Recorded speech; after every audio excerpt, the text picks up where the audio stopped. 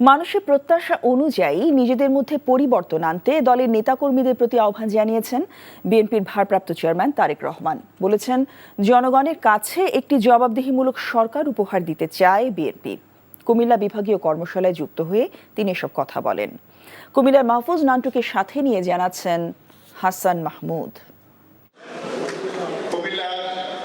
৩১ দফা রাষ্ট্র কাঠামো মেরামত নিয়ে কুমিল্লা নগরীর রাজাপাড়া ফানটাউনে দিনব্যাপী কর্মশালার আয়োজন বিএনপির। উচ্চ শিক্ষার জন্য স্কলারশিপের ব্যবস্থা চালু। লন্ডন থেকে অনলাইনে যুক্ত হয়ে কর্মশালায় অংশগ্রহণকারী প্রশিক্ষণার্থী ও উপস্থিত সাংবাদিকদের বিভিন্ন প্রশ্নের জবাব দেন তারেক রহমান।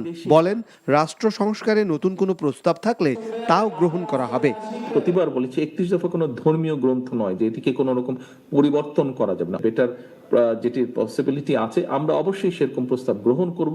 পরে দেয়া সমাপনী বক্তব্যে তারেক রহমান নেতাকর্মীদেরকে আচার আচরণে পরিবর্তন এনে জন আস্থা নষ্ট হয় এমন কাজ না করার আহ্বান জানান। আপনারা প্রত্যেকে বিএনপির অ্যাম্বাসাডার বা বিএনপির প্রতিনিধি। আপনাদেরকে দেখে মানুষ বুঝবে বিএনপি কি। কাজেই দয়া করে নিজেদের সকলকে পরিবর্তন করুন। মানুষের প্রত্যাশা অনুযায়ী উঠা বসা কথাবার্তা চলাফেরা দয়া করে করুন। বিগত ১৫ বছরে গুম হয়েছে, খুন হয়েছে, অত্যাচারিত হয়েছে, নির্যাতিত হয়েছে। বহু পরিবারের কাহিনী এবং আমার পরিবারের কাহিনী একই রকম।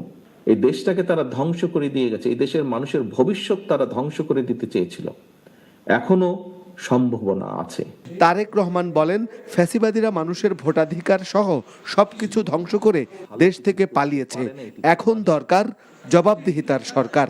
আমরা দেখেছি কিভাবে ভোট ডাকাতি হয়েছে এবং ভোট ডাকাতি, নিশিরার দামি ভোট, এইগুলো যে দেশের কোনো ভালো কিছু করতে পারে না এটি প্রমাণিত।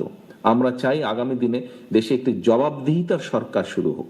আমি সেদিনও বলেছি, ইউপি চেয়ারম্যান থেকে শুরু করে দেশের প্রধানমন্ত্রী প্রত্যেককে জবাব দিতে হবে জনগণের কাছে, যা প্রত্যেকের জবাবদিহিতা থাকতে হবে। শুধু নিজের কথা ভাবলে হবে না, আসুন আমরা দেশ এবং মানুষের কথা ভাবি। এর আগে উদ্বোধনীতে ডক্টর খন্দকার মোশাররফ হোসেন সহ বিএনপির স্থানীয় নেতারা বক্তব্য দেন। সংস্কারের কথা বলে নির্বাচনকে পিছানো বুদ্ধিমানের কাজ করে না। Hasan Mahmud, NTV news, Dhaka.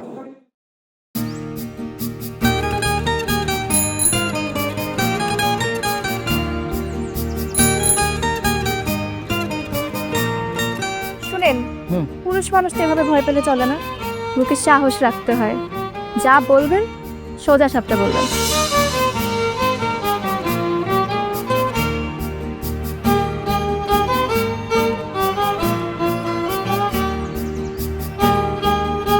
তো এই শীতে যে শীতের কাপড় ছাড়া আসছো, এটা কি ঠিক আছে? তোমাকে দেখার পর থেকে আমার জীবন থেকে শীত, গ্রীষ্ম, বর্ষা সব চলে গেছে, শুধুমাত্র তুমি আছো।